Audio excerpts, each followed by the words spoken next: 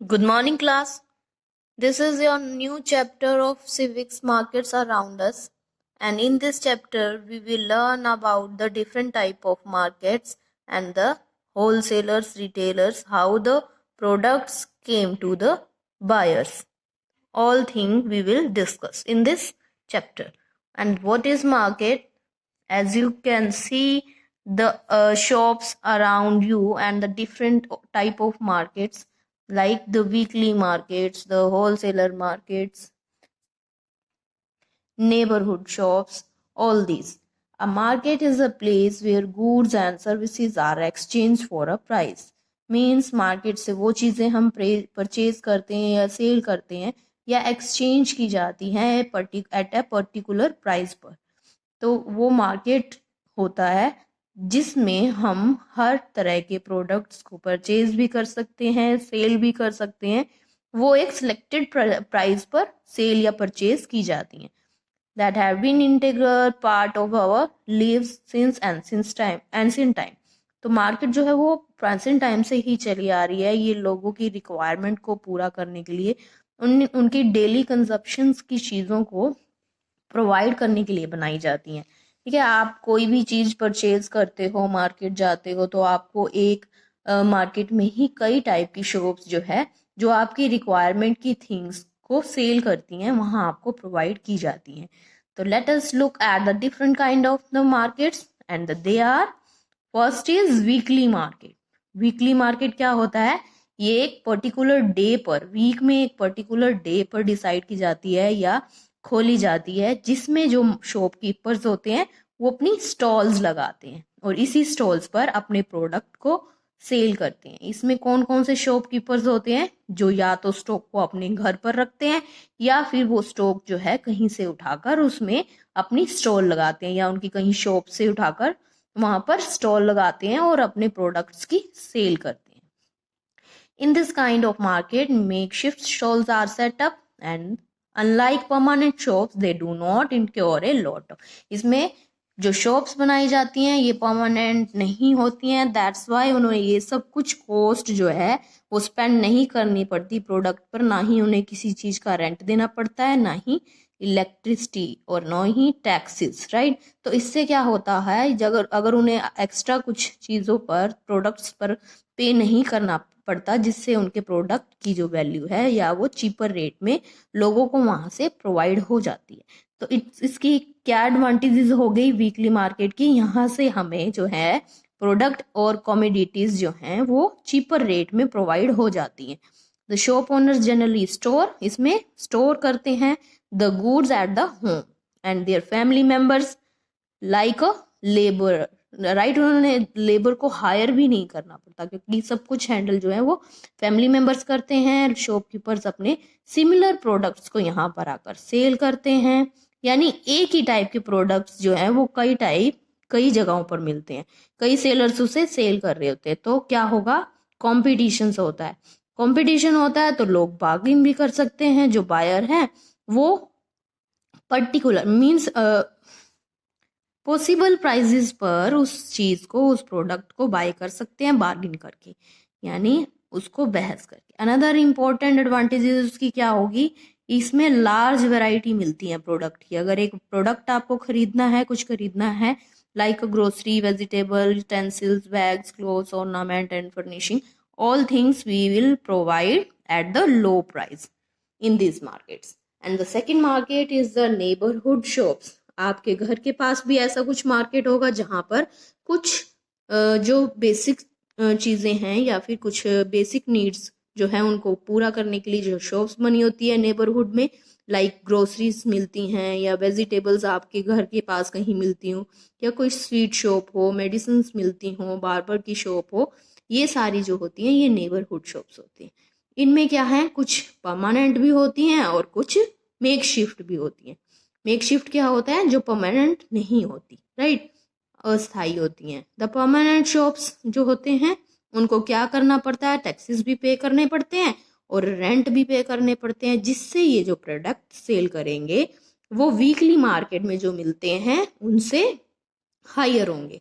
तो यहाँ पर जो ट्रेडर्स होते हैं, कंज्यूमर्स होते हैं, वो एक दूसरे को काफी जानते होते हैं, they know the each others, and वो अपनी जो चीजें हैं, अपनी जो चीजें सेल करते हैं नेबरहुड मार्केट में, वो शॉप्स जो होती हैं वो अपनी जो गुड्स हैं उन्हें क्रेडिट पर इन कैश जो है अपनी चीजों को सोल्ड करते हैं। नेबरहुड शॉप्स के बाद कौन सी मार्केट हम डिस्कस करेंगे, वो है shopping complexes and the malls. Shopping complex क्या होते हैं, जहां हमें एक ही जगह पर डिफरेंट डिफरेंट शॉप ओपन होती है और उनमें डिफरेंट डिफरेंट प्रोडक्ट्स भी मिलते हैं, यानी एक ही रूफ के नीचे हमें different popularity known as the shopping complex, जहां पर एक ही रूफ के नीचे जो है वो डिफरेंट शॉप्स होंगी, हमें डिफरेंट प्रोडक्ट प्रोवाइड करेंगी।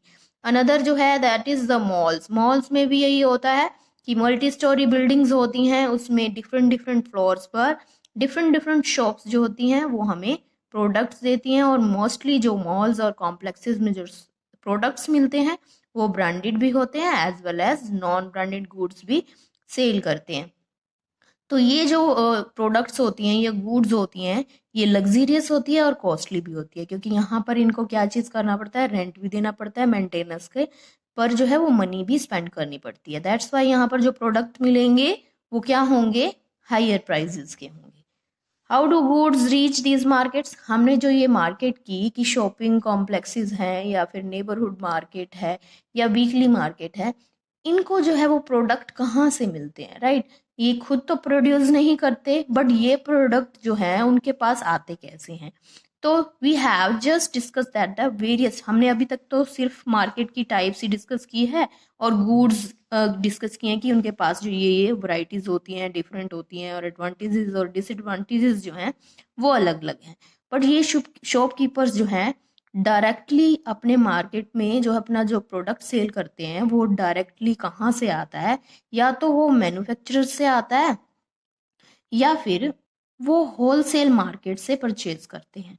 ठीक है, तो it is not possible for a manufacturer कि जो मैन्युफैक्चरर है जो किसी प्रोडक्ट को बना रहा है वो कंज्यूमर को डायरेक्टली जो है वो सेल नहीं कर सकता, या पूरे इंडिया में पूरी कंट्री में वो पूरे प्रोडक्ट्स को जो है सभी जो कंज्यूमर होते हैं, जो खरीदने वाले होते हैं, उनसे डायरेक्टली लिंक नहीं बना सकते हैं। दैट्स वाई जो बीच के होते हैं, राइट, जो इंटरमीडिएटरीज होते हैं, वो कौन कौन से होते हैं, रिटेलर्स होते हैं, होलसेलर्स होते हैं, जो कंज्यूमर या फिर कस्टमर को प्रोडक्ट प्रोवाइड करवाते हैं। तो जैसे यहाँ एग्जांपल है नासिक के एक अनियन फार्मर्स हैं, तो वो जो है पूरे कंट्री में अपने अनियंस को प्रोडक्ट को अपने सेल नहीं कर सकते।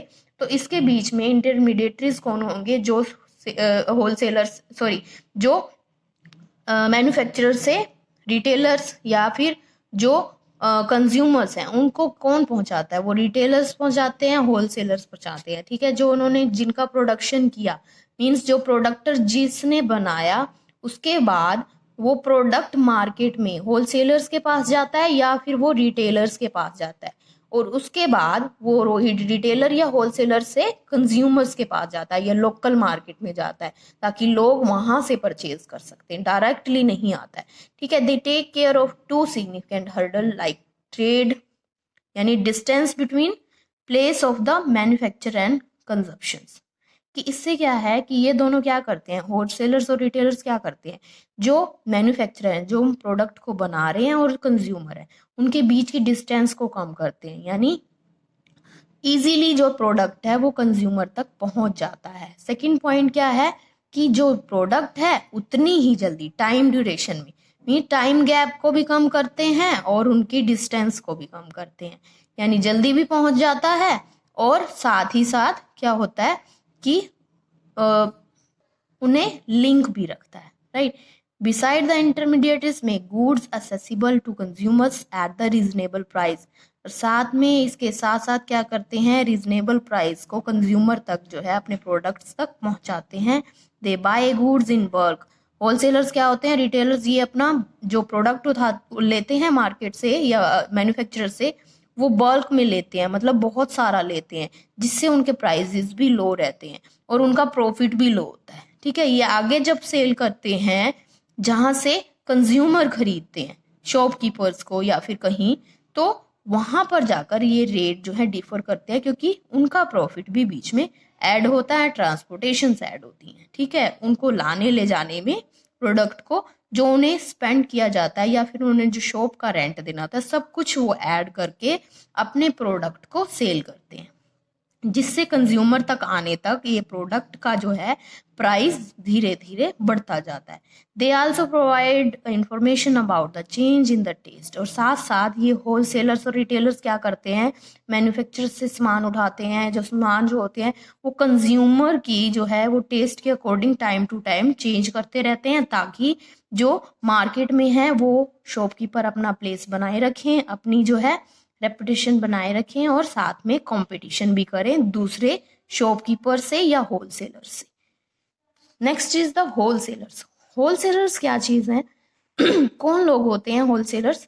जो मैन्युफैक्चरर से बल्क में सामान उठाते हैं, ठीक है, बल्क में सामान जो लेके आते हैं, परचेज करते हैं, और साथ में आगे जो है रिटेलर्स को भी सेल कर सकते हैं और शॉपकीपर्स को भी सेल करते हैं। ये इनका जो प्रोडक्ट्स होते हैं, गुड्स होती हैं, ये बल्क में उठाते हैं, इसलिए इनके प्राइजेस भी कम होते हैं। दे प्राइमरली, होलसेलर्स क्या काम करते हैं कि बाइंग करते हैं, मेंटेनिंग स्टॉक करते हैं, and then supplying goods.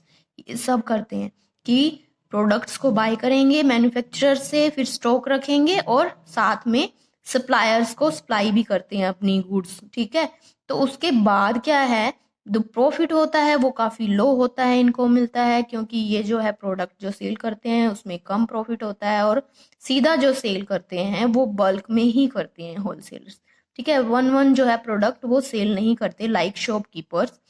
Shopkeepers जो डील करते हैं वो लार्ज स्केल्स में करते हैं, related merchandise at times even extend credits facilities to the retailers, और रिटेलर्स के साथ ये सभी फैसिलिटीज उन्हें प्रोवाइड करते हैं, वन प्रोडक्ट की जगह पूरा जो है होल सेलिंग का काम करते हैं। देन इन इंडिया, राइट, जो फार्मर्स होते हैं वो क्या करते हैं, फार्मिंग करते हैं, और साथ ही साथ सब्सिस्टेंस फार्मिंग क्या होता है कि वो जो है सिर्फ अपना जो है लाइफ स्पेन करने के लिए, अपनी लाइफ जो है मीन्स उसका निर्वाह करने के लिए या फिर अपनी रिक्वायरमेंट के लिए ही उतना प्रोडक्शन ले पाते हैं, क्योंकि उनके पास जो लैंड होता है उनका साइज काफी स्मॉल होता है, यानी वो अपनी ही रिक्वायरमेंट को पूरा करते हैं। इसके अलावा वो क्या करते हैं, कुछ प्रोडक्ट को, कुछ प्रोड्यूस को, प्रोडक्शन जो वो करते हैं उसमें से फिर भी कुछ जो है वो मार्केट में सेल करते हैं, बट जो वो सेल करते हैं they can not directly sell in the to the consumers. ये सेलर होलसेलर्स क्या होते हैं, उन कंज्यूमर तक जो मैन्युफैक्चरर्स होते हैं उनसे प्रोडक्ट लेकर कंज्यूमर तक पहुंचाते हैं। तो ये बीच में एज ए इंटरमीडिएटरीज का काम करते हैं। जैसे यहाँ पर एक स्टोरी बताई गई है आपको कि एक कुंदन नेम का जो फार्मर है, जो गुजरात का है, जो कॉटन की प्रोडक्शन करता है इन द 3 एकड़ लैंड पर। स्टार्टिंग में वो लोन लेता है क्रॉपिंग सीजन में कि 3000 रुपीज लोन लेता है, वो भी हाई इंटरेस्ट पर। तो हाई इंटरेस्ट पर लेता है, बट जो फर्टिलाइजर, ताकि उसे फर्टिलाइजर, पेस्टिसाइड और एग्रीकल्चर जो इम्प्लीमेंट्स लेने हैं, सीड्स लेनी हैं, उस पर वो खर्च कर सके। तो वो कॉटन बॉल्स रेडी हो जाती हैं, मींस उसका प्रोडक्शन तैयार हो जाता है। तो वो क्या करता है, सारी कॉटन को अपने फील्ड से क्या कर लेता है, पिक्स कर लेता है, यानी उसे कलेक्ट कर लेता है कॉटन बॉल्स को, और सीधा होलसेल मार्केट में उसे सेल करने के लिए जाता है।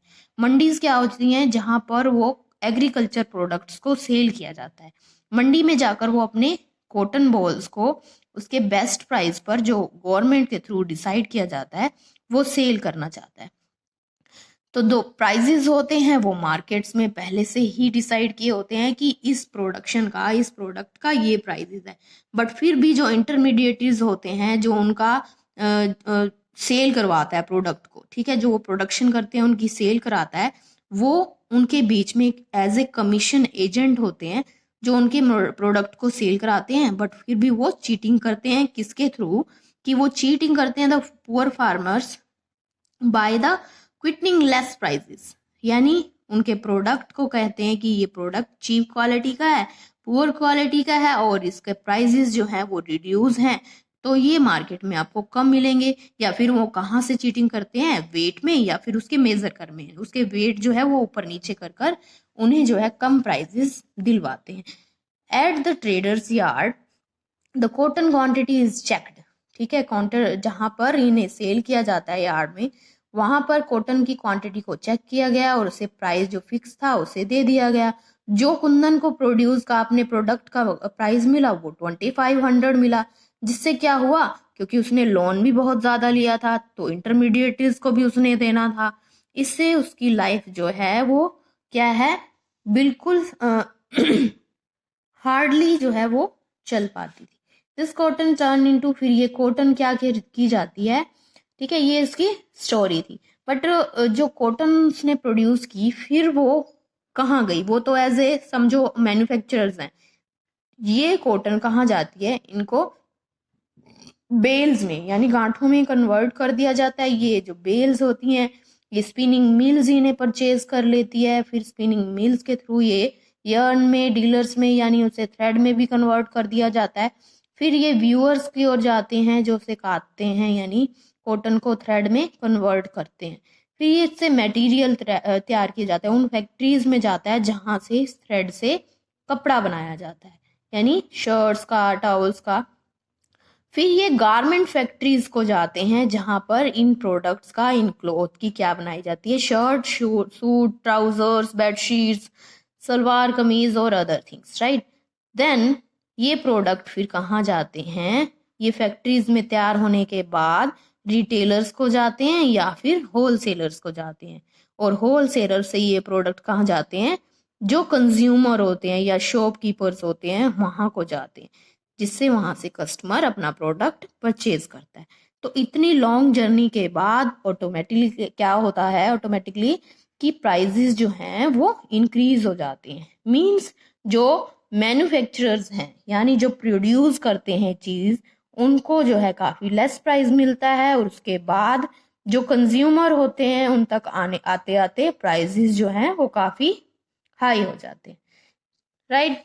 And this topic we will discuss in the next class. Till then, thank you students. Have a nice day and take care.